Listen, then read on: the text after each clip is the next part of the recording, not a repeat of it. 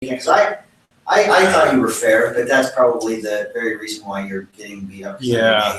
You're getting beat up. A few lobbyists and legislators have told me it was a good article, but yeah, all my colleagues have basically sold out. Yeah. I'm saying nothing. I parked over in the media parking lot and they slashed my tires. Yeah, I can imagine. I can imagine such. Now, you know what? You were so good, and I was such a blabbermouth. My mother's uncle or my mother's brother learned things about her. He didn't. Tough. I know. So they read your story, which I didn't know wasn't all family common knowledge, but yeah. Oh, good, so you're, So my uncle was. making news back home too? So my uncle was here, and he's reading it, and he goes, "Go-go dancer." Archie was a go-go dancer. He made that up. Didn't he? No, I did not. I did not make that up. And then my Aunt Patty's like, so, because I guess you know how that story about my grandmother told me about walking across the street with my mom. She didn't tell that to her daughter Patty. She just said, "Oh, I'm helping Margie," and anyway, she tried to smooth it over, and I narked out my mom to all of her brother and her sister. So that was all news to them, but that's all right. Nice. Yeah. Sorry for the schedule change, guys. All right. This is like an impossible task. I suck at this job. Yeah, we'll get, that's why I Yeah, think actually, that's too whether- strong a word. maybe 3 a week instead of every day might be, I don't know.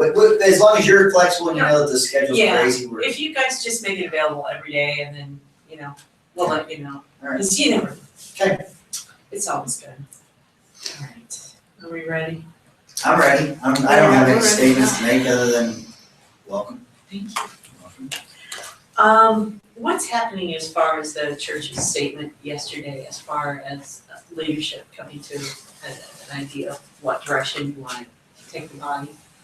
So we don't take this body anywhere. This body is a group of strong-willed leaders that have strong opinions and districts to represent. But what the announcement did is it's now provided greater context and perspective for lawmakers to consider. And I think that a lot's happened in the last year in terms of where we were looking at a potential Supreme Court case that we thought that there didn't happen. And so the circumstances have changed from last session to this session. And now with the announcement of the church, I think we have maybe some valuable perspective that enters into this equation. And so we have not identified bills or bill sponsors as of yet. There have been bills touching on different aspects of what the church talked about yesterday. And now it's just a matter of deciding, is this one bill that goes forward? Is it separate bills, or is there no desire to jump into this? This isn't an issue that's going to be fast-tracked or easy. It's going to be a challenge, whatever we do. So we're talking more.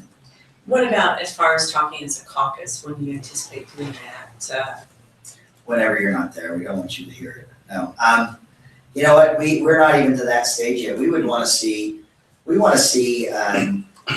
to have thorough conversations with those bill sponsors that have bills out now and see what the world looks like to them, given the announcement by the LDS Church.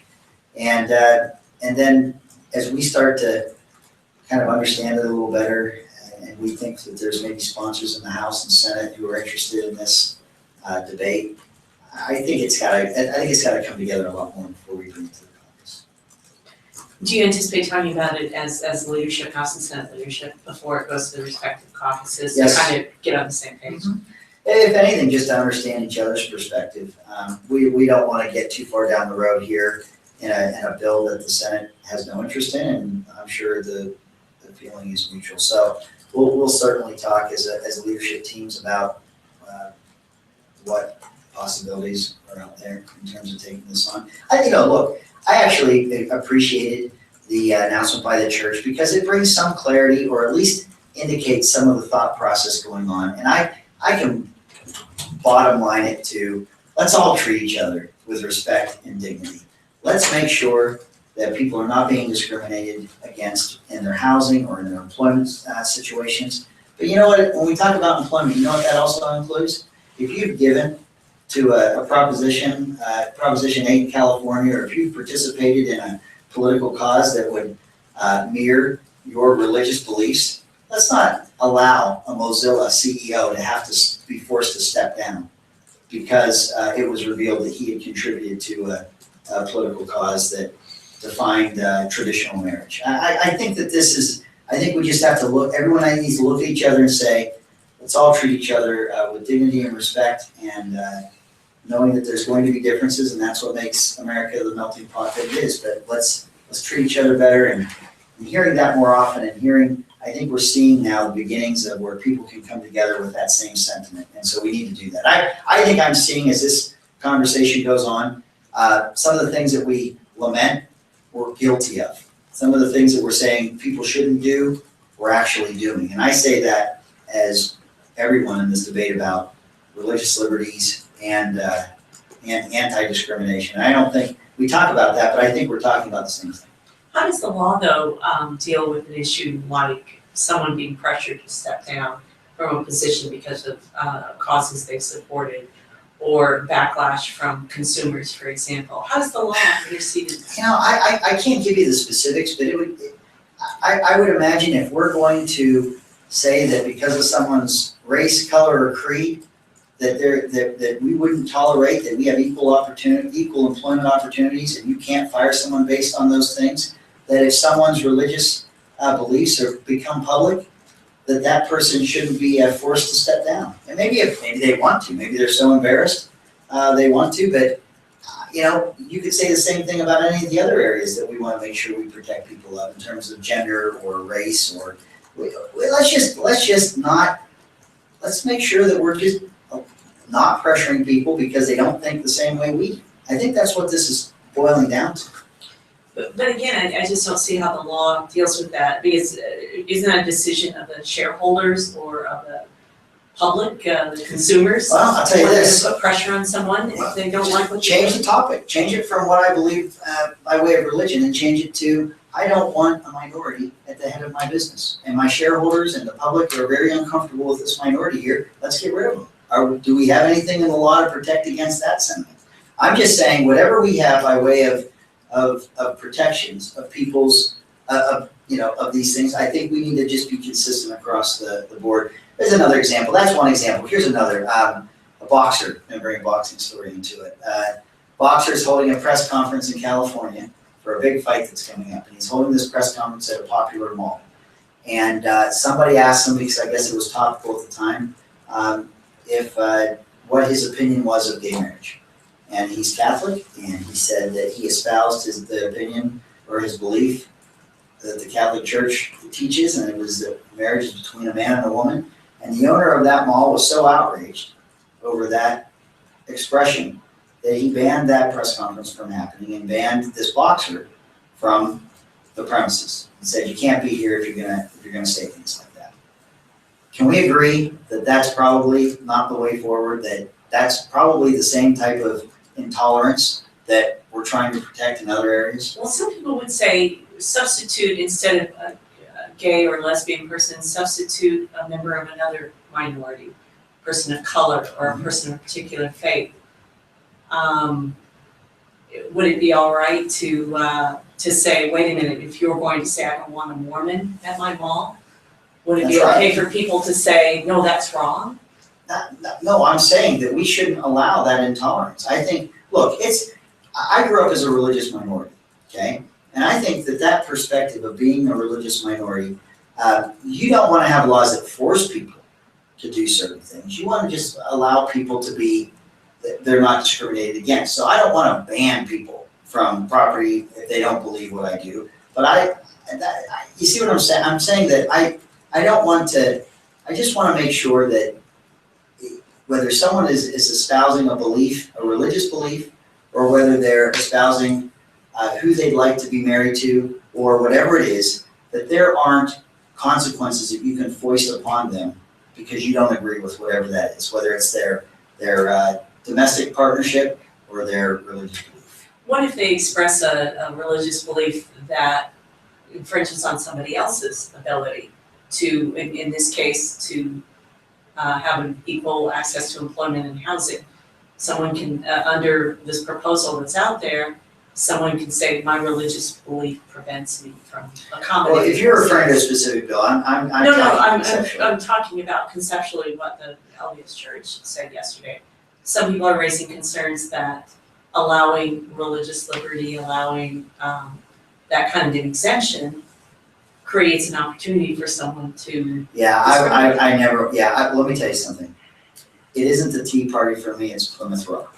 If you're telling me that we live in this country and that the expression of your religious beliefs, according to the dictates of your conscience, if that is somehow in 2015 become unacceptable on any level, it's not the country I think that we know and love. That religious freedom is the bedrock of why this is even, why it's a country. That you cannot start saying, and I would hope we wouldn't start saying, that we so profoundly disagree with someone's religious beliefs that we have to impede upon it, that they can't exercise it, we can't, we just don't want to go down that road. I don't believe. It's not again, if you look at this country and why people came here, I think it was most motivated by religious liberty and being able to worship according to your conscience. So you've got in the federal constitution and state constitution protection of conscience and religious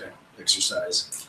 You have in the statute right now protections for religion against religious discrimination in employment, housing, and so forth. If there's an individual, and I think this is maybe what Lisa was getting at, if there's an individual protection for individual religious liberty, individual conscience, does that loophole then consume the discrimination bill itself? You get what I'm saying?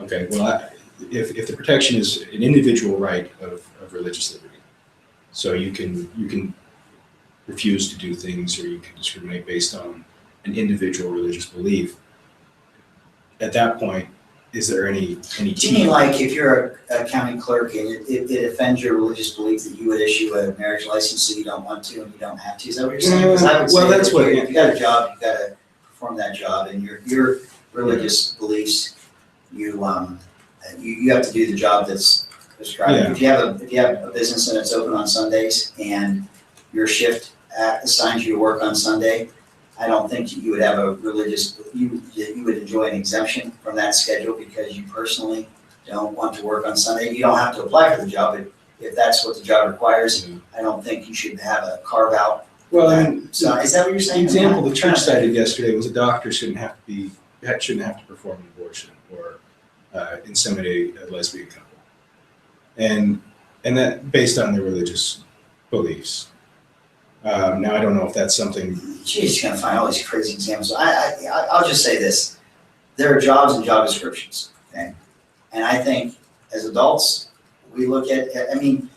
I remember sitting at a fast food restaurant once, and I heard the person there was a girl that was applying for the job, and I heard her to the manager say, "I don't work on Sundays, and so if I were to get the job, I would like for my schedule to not include any shifts on the Sabbath day."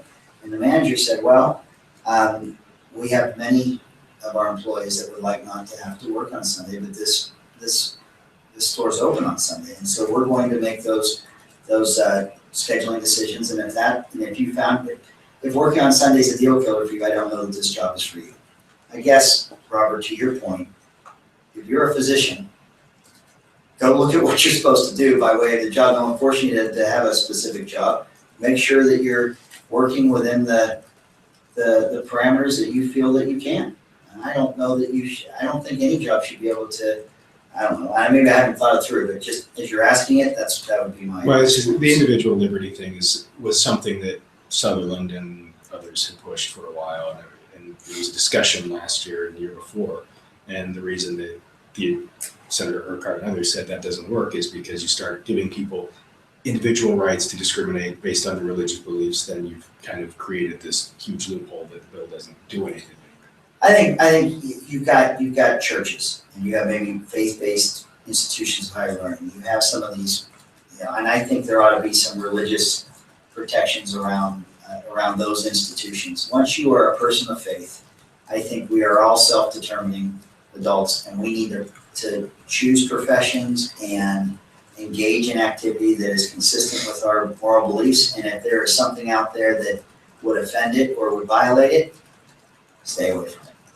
So when would you see that protection for choice of conscience kicking in? Would it be if you owned an apartment complex and you didn't want to rent to a gay or lesbian couple, or would it be as an employer deciding not to hire somebody because you're not comfortable around that lifestyle, you don't support that lifestyle? No, it goes back to you go upstream. If renting to individuals who have their rights as well makes it hard for you to do it, then don't get in that space. You shouldn't be a landlord. If you're gonna start saying if you're gonna put into your business model those kind of decision making, I don't know that being a landlord is for you. I don't know that that's. Or maybe what a you should wedding planner or Yeah, whatever, I mean, you know, some of those issues that. And I've talked to Senator DeBackus about this, and he brings up the best response to this. He says, look, I don't know that I want to go to the caterer who would otherwise not want to, provide food for my wedding. I think I would actually want to stay away from that one, right? I think some of these decisions, government cannot imagine and find every solution to every scenario. I think if you have some people out there that are making decisions like that, it's bad business sense. And I just think that they're not gonna find success in what they're doing. You don't have that box on your rental I do applications. not. In fact, yeah, it's so, I knew when the Salt Lake City ordinance was passed, just because this is where my day job brings me I just knew it's not an issue. And I don't know anybody who works in multifamily rentals that would ever be crazy enough to start worrying about issues like that. It's not part of the work that you do every day. It's not something that comes up.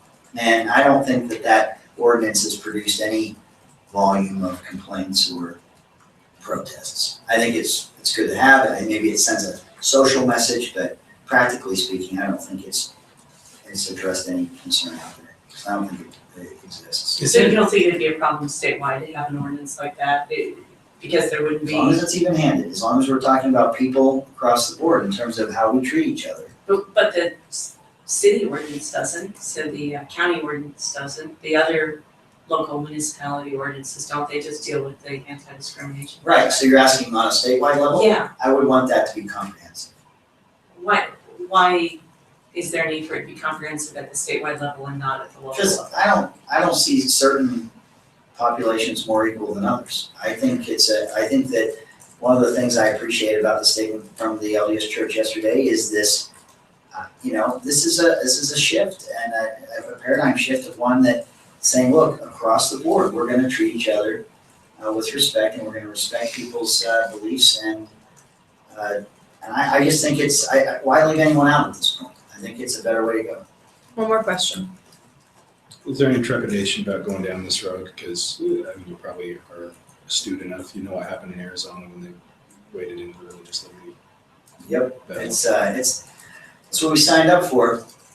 Lawmakers came in here, and I would much rather spend our time tackling very difficult issues, but ones that we believe are important and would make a difference, than just going through the motions in here and just doing the easy stuff. This is where leadership's required, and we're going to get right into this, and we'll have great debate, robust debate.